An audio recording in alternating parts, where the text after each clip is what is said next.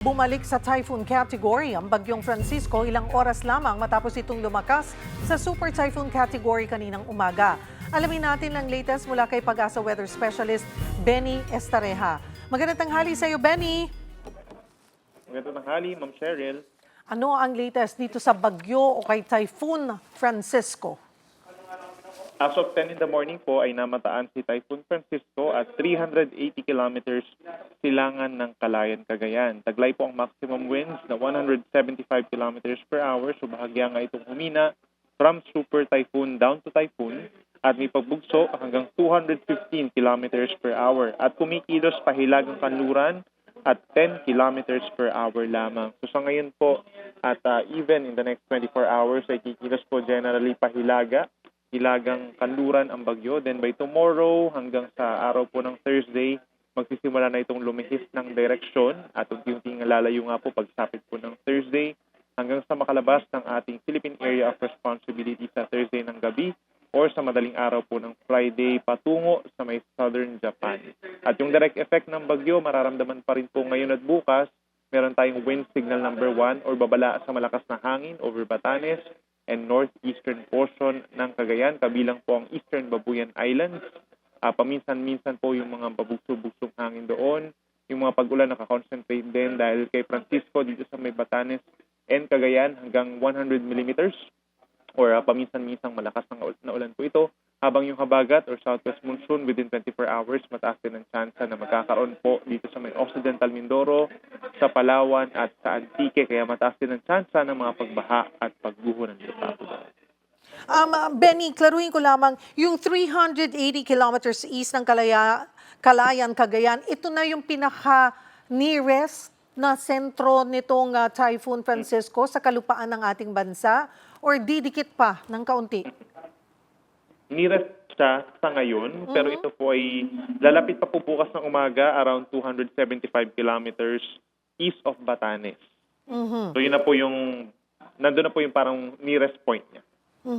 At gaano nananatiling kalawak itong si Francisco, hanggang saan umaabot ang outer rain bands nito?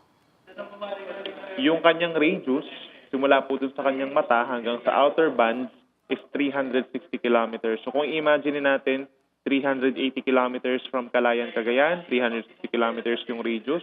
So hindi nagkakalayo at nararamdaman na talaga halos yung outer rain bands dito sa may eastern side ng Cagayan. So, sabi mo nga nakataas ang signal number 1 sa Batanes, northeastern Cagayan, eastern section ng Babuyan Islands. Ano pa yung ibang dahilan na magpapaulan sa atin? Gaano nito ma-enhance ang ating hanging habagat? At kailan nagsimula na yung epekto at hanggang kailan magdudulot ng ulan ang enhanced southwest monsoon? Bali within 24 hours po, nakikita natin yung maapektuhan ng habagat na unti-unting pinalalakas ng Bagyong Francisco. Ito pa rin po sa may Palawan, sa Occidental Mindoro at saka po sa may Antique. Other areas, yung mga nearby areas pa sa Western Visayas at saka po sa Mimaropa, aasahan din po yung paminsan-minsang malalakas po ng mga pag-ulan within the next 24 hours. So by tomorrow naman at saka po sa araw ng Thursday, may mga lugar pa rin po na kahit lumalayo na yung bagyo at maring kahit nasa labas na po ito by Friday, ay meron pa rin pong epekto ang southwest monsoon. At ito pa rin yan sa mga lugar kagaya po ng Palawan, Occidental Mindoro, tapos yung areas na rin po ng Calabarzon, Metro Manila, meron na rin pong paminsan-minsang malakas na ulan, gayon din sa may Zambales at saka po sa Bataan. Kaya possible po yung mga heavy rainfall warnings. Hindi natin i-rule out na magtataas na yung mga orange and red warnings, but in general po nasa yellow warning. Puntahan ko itong isa pang sama ng panahon na binabantayan na nasa labas pa ng PAR. Ano ang update dito, Benny? Apo. Sa ngayon yung tropical depression sa labas ng PAR, lumakas pa po into tropical storm at meron na siyang international name na Higos. Huli po itong namataan kaninang umaga at 2,600 kilometers silangan po ng Southern Luzon. Actually, nandun na siya sa may Northern Mariana Islands, no? Hilagan, malapit na po doon sa may Guam area. At patuloy yung paglapit sa ating Philippine Area of Responsibility. Pero yung scenario kasi natin is wala pa tayong landfall scenario or pagtamas na kalupaan. By next week na ito ay nakikita natin magre-recur po patungo dito sa may North Pacific Ocean. Okay. Papasok siya ng PAR, inaasahan yung pagpasok nito sa PAR, pero walang landfall, parang si Francisco. Hindi pa natin po ma-ascertain kung siya ipapasok talaga or hindi. Lalapit Ah, na po ng PAR, pero may chance kasi na bago pa siya pumasok ng PAR ay maglilihis na ito ng direction by weekend. So, nandun yung possibility po na hindi na siya papasok. pero sabi mo nga, nasa tropical storm na to, so nakikita ang Apo. lalakas din ito sa isang typhoon or super typhoon category? Mhm. At least for now, ang mas nakikita nating malakas talaga ay itong si Francisco. Itong Tropical Storm Higos, i-double check pa rin po natin kasi so far yung hanggang severe tropical storm po yung nakikita natin so far na maximum intensity. Itong pag-abot ni Francisco sa isang super typhoon strength, bagamat ito'y nasa typhoon strength na ngayon, a factor ba na may umiiral na El Nino kasi?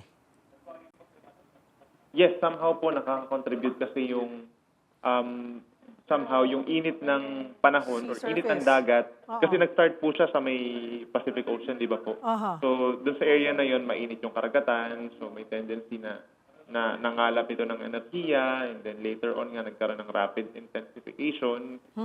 Yes, may factor po yan at nasa pag-aaral na rin po ito na yung mga previous kasi ng mga malalakas na El Nino, may tendency mag-produce po ng malaking proportion ng mga typhoon at super typhoon.